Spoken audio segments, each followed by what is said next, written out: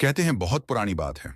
अरब के रेगिस्तानी इलाके में एक दाना और रहम दिल शेख रहता था।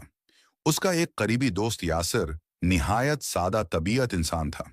एक रोज शेख ने इरादा किया कि एक लंबे काफिले के साथ सहरा की तरफ सफर करे।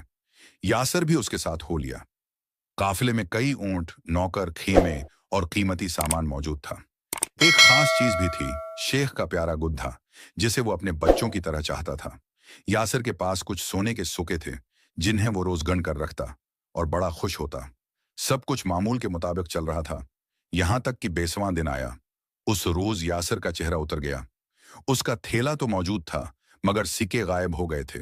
वो परेशान होकर शेख के पास आया और रोते हुए बोला, मेरे सिक्के चोरी हो गए। शेख ने नरमी से कहा, गम न करो यासिर, तुम्हारे सिक्के वापस मिल जाएंगे। शाम को शेख ने नौकरों को बुलाया और संजीदगी से पूछा, क्या किसी ने यासिर के सिक्के लिए हैं? सब ने कस्में खाएं और अनजान बने रहे। शेख ने सर हिलाया और बोला, ठीक है, तुम सब जा सकते हो। यासिर मायूस था, मगर शेख मुतमईन नजर आता था। उस रात शेख ने खेमे में गुधे के साथ आराम किया और कुछ खास तैयारियां भी की। सुबह हुई तो शेख ने सब नौकरों को दोबारा बुलाया। उसने ऐलान किया, ये जो मेरा गधा है, ये आम नहीं, जादौई है। अगर चोर उसकी दुम खींचेगा तो ये बोल उठेगा। एक एक नौकर खीमे में गया, दुम खींची और बाहर चला आया। गुधा खामोश रहा। यासिर मायूसी से देखता रहा, मगर शेख मुस्कुराता रहा। शेख ने कहा, सब्र करो, चोर खुद जाहिर होगा। फिर उसने कहा, सब अपने हाथ आगे करो। शेख एक एक के हाथ सूंघता गया।